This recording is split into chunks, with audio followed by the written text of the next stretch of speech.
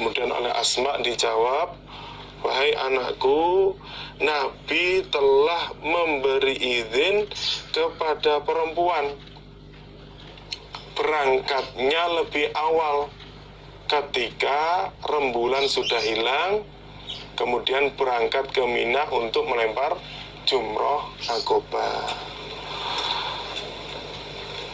Jadi untuk orang-orang yang lemah, mabitnya oleh Nabi diberi rukhsah sampai sepertiga malam yang akhir atau sebelum subuh.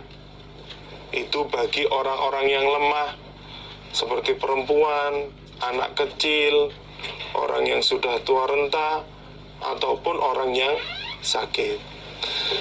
Adapun orang yang di situ tidak mempunyai uzur dan dia sehat, maka untuk berangkat ke Minanya dia setelah melaksanakan sholat subuh.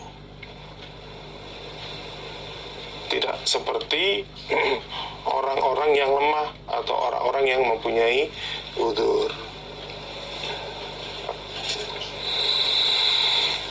Haddatsana Muhammad ibnu Katsirin akhbarana Sufyan qala haddatsani Salamah ibnu Kuhailin anil Hasani al-Urani an Ibnu Abbas dari Ibnu Abbas. Qala berkata siapa Ibnu Abbas, qaddamana mendahulukan kepada kami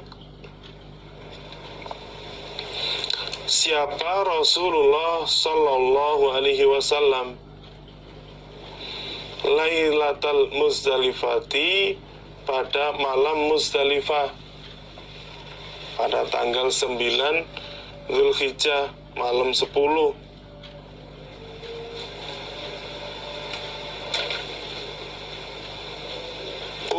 Ugailimata, pada beberapa anak kecil. Ugailimata Bani Abdul Muttalibi, beberapa anak kecilnya Bani Abdul Muttalib. Ala khumuratin, atas beberapa khimar.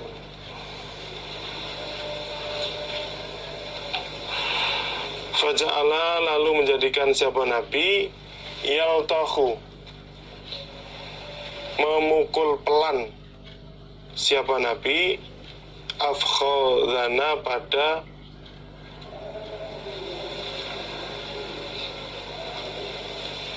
pupu kami atau paha kami.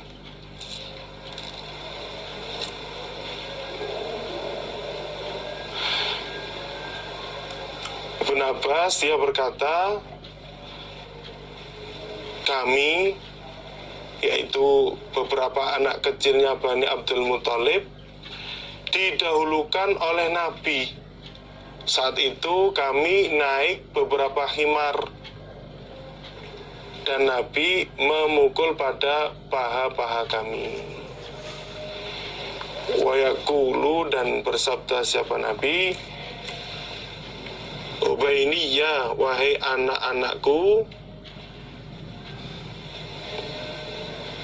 anak-anak kecilku, latarmu, jangan melempar kalian al-jamrota, pada jumroh akobah, hatta tatlu'a, sehingga terbit apa asyamsu, matahari. Kemudian Nabi bersabda, wahai anak-anak kecilku, kalian jangan melempar jumroh akobah sampai matahari itu terbit. Jadi disunahkannya untuk melempar jumroh pada waktu matahari sudah terbit, yaitu pada waktu duha. Qala, berkata siapa Abu Dawud, Abu Dawud, al-lathu, dari kalimat yaltahu. Al-latahu itu ad-darbu, pukulan, al-layyinu, yang pelan. Jadi yang dimaksud yaltahu, kalimat lathu itu adalah pukulan yang pelan, pukulan yang sifatnya mengingatkan, bukan pukulan yang sampai mencidrai. Jadi pukulan yang sifatnya mengingatkan. Jadi dari beberapa hadis ini bisa kita ambil kesimpulan bahwa mabitnya orang-orang yang mempunyai udzur atau orang-orang yang lemah oleh Nabi diberi rukhsah sampai sebelum subuh. Kemudian bagi orang-orang yang kuat, maka dia untuk mabitnya sampai subuh, kemudian baru berangkat menuju ke Mina. Jadi yang diberi rukhsah itu adalah orang-orang yang lemah. Babul idhoi, babnya cepat-cepat atau jalan cepat. Fi wadi muhassirin, di dalam jurang muhassir, jurang yang berada di antara Muzdalifah dan Mina. Kalau dalam riwayat lain itu karena disiksanya pasukan gajahnya Abroha di daerah Wadi Muhassir. Makanya di sini disunahkannya untuk jalan cepat saat di Wadi Muhassir. Akhbarana Ibrahim ibnu Muhammad qala haddatsana Yahya an Sufyan an Abi Zubairi an Jabirin, dari Jabir, anna Nabiya, sesungguhnya Nabi sallallahu alaihi wasallam, audoa, cepat-cepat siapa Nabi, fi wadi muhassirin, di dalam wadi muhassir atau jurang muhassir. Sesungguhnya Nabi jalan cepat saat berada di jurang muhassir. Jurang muhassir itu di antara Muzdalifah dan Mina. Ya, ketika seseorang melewati di situ, orang yang mengerjakan haji, maka disunahkan untuk cepat-cepat. Babu bayani waktu istihbabir ramyi, babnya keterangan waktu disenanginya melempar jumroh. Itu maksudnya melempar jumroh Aqabah ataupun jumroh pada tanggal 11, 12, dan 13.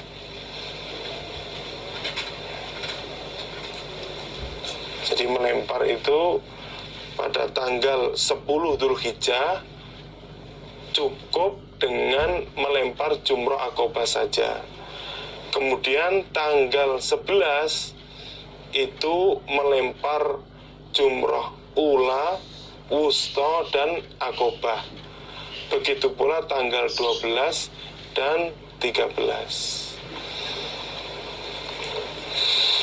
Wa haddatsana Abu Bakar ibn Abi Syaibah, haddatsana Abu Khalidin al-Ahmaru wa ibnu Idris an ibni Jurejin an Abi Zubair an Jabirin, dari Jabir, qala berkata siapa Jabir,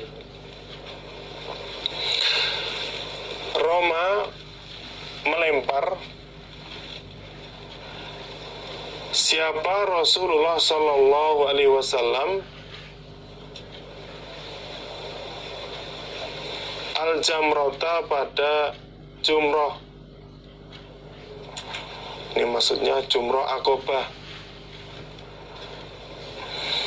Yauman Nahri, pada harinya menyembelih, pada tanggal 10 Dzulhijjah.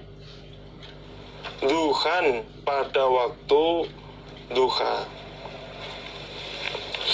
Wa amma ba'du, dan adapun setelah itu, setelah tanggal 10, berarti tanggal 11, 12, dan 13, fa'idha zalat, maka ketika telah tergelincir opo asyamsu, matahari. Jabir, dia berkata, Nabi melempar jumroh Aqobah pada tanggal 10 Dzulhijjah pada waktu duha.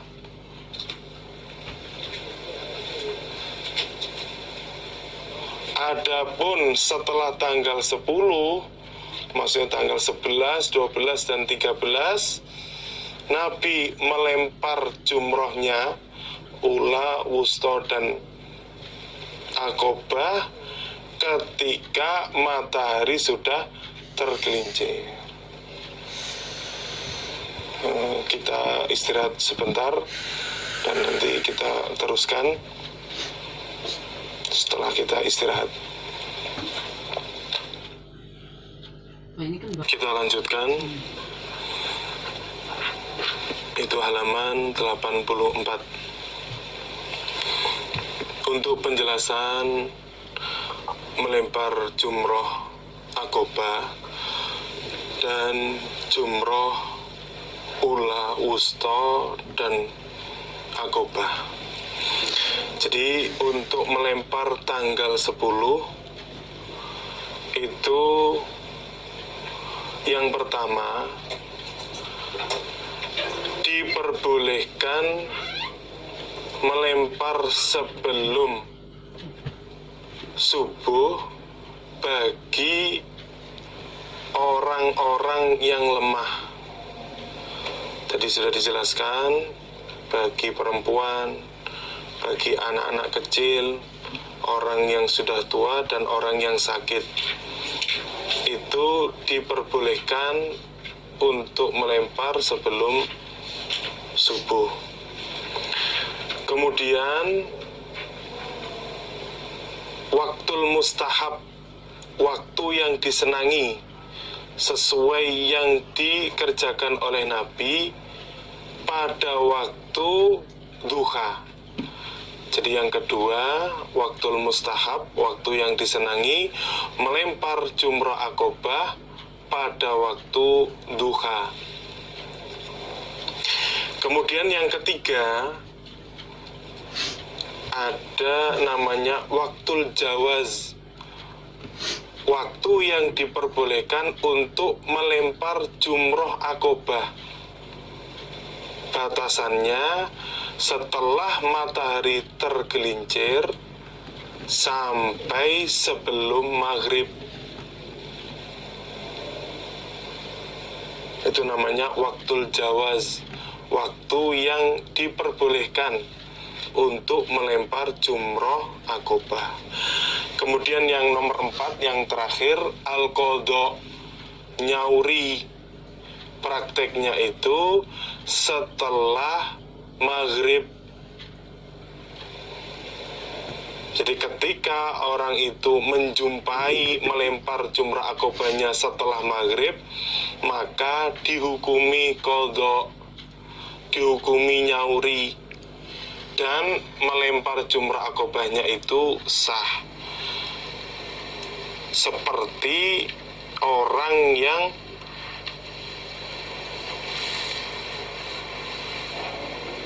lupa sholat sehingga keluar dari waktunya, kemudian dia nyauri di luar waktu sholat.